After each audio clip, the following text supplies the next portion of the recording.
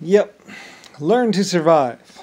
Probably one of the biggest, most huge thing that I had all my people doing was learning to survive. Spending about 6 months out there in the wilderness with nothing but basically their wits, barely even their clothes.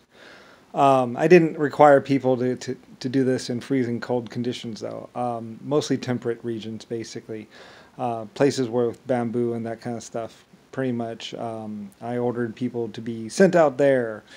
Volunteered, of course. Volunteers, of course. Whoever wanted to be in my military or wanted to take part in the survival training part of my military.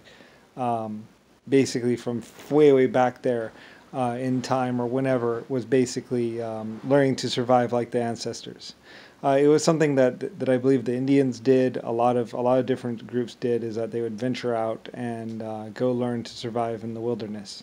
Although that wilderness could also apply to everyday life around us, but uh, different groups have different traditions for it. Basically, but it's basically you go out there with practically nothing and build yourself a shower, build yourself a well, mine some metal or something. I never actually expected my people to spend all that much time outside of civilization. Only about 6 months to a year, nothing more than that, and it and it goes way, way, way, way, way back there to when there was no civilization, and basically learning to survive was, well, step outside your door, and you're in the wilderness, kind of times. Um, which which back then, it was like it didn't really matter because people had already were basically already like clinging to life, basically. But as the American, as I was going to be sending my military or my people out into the world, in all different places, I started mandating survival training for my forces, or for my military part anyway. Which part of that was, of course, survival training, which is basically go out in the middle of nowhere, set up a camp, find a water source, build a well. Anyway, this goes way, way back in time, back to Custard and before 1800s, 1700s, basically even Roman army, and Greek army or whatever army. This goes back to way back in time, before Pompeii, before everything. Um, a group, people that wanted to serve with me, for me, would go out and basically learn to survive in the wilderness, because a lot of the places that I was sending my people were literally wilderness, like high mountain regions like Tibet and stuff. And so if they didn't understand, or I mean, places where you couldn't truck in materials, you literally had to look around, see what you had, and build something. And and so a lot of these high mountain towns and stuff were basically built from the ground up.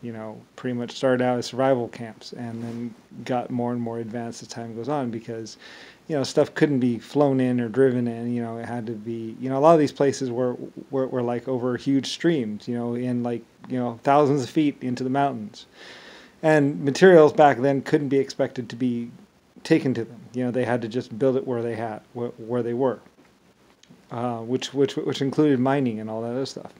And besides, before the Transcontinental Railroad and all the roads, 2 feet outside someone's door was the wilderness. There was no civilization. It was all just exactly like this person.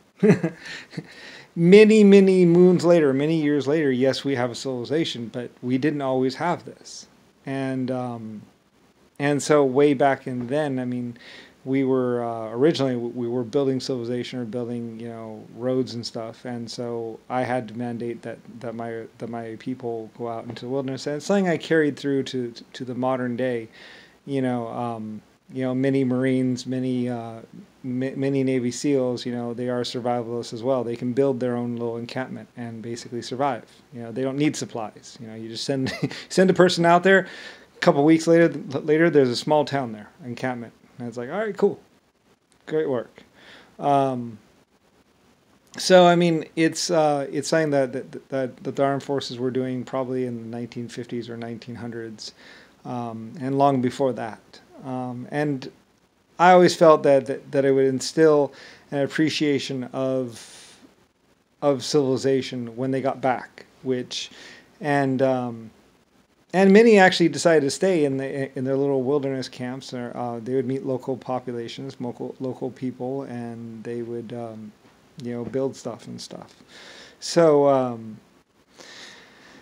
and the ones that did come back to civilization, they found that they did have a greater appreciation for the cars and the tractors and the modern day plow equipment that they hadn't had. I mean, they didn't really understand what civilization was about until they went out there to survive out in the middle of nowhere, and then they understood what people had faced before and how they had overcome all that to build civilization, with me, and how and how blessed they were that, or fortunate they were that they grew up inside of what we call civilization, and it worked really well. I mean, back then we didn't really quite have the civilization that we have now. A lot of people getting back to civilization, back then, realized, that civilization wasn't a guarantee, and they actually a lot of them spent their whole lives working to improve civilization from that day forward. You might say that they found a new understanding of what it meant to be a part of civilization. People like Custer or the other people, Roman soldiers and everything, after survival training, they had a new appreciation for civilization, and many of them actually worked very hard and even became what was known as lifers in the military, or lifers, in the government, as far as creating a better civilization. So anyway, it's something that happened a long time ago and is not so important anymore, but part of my past history.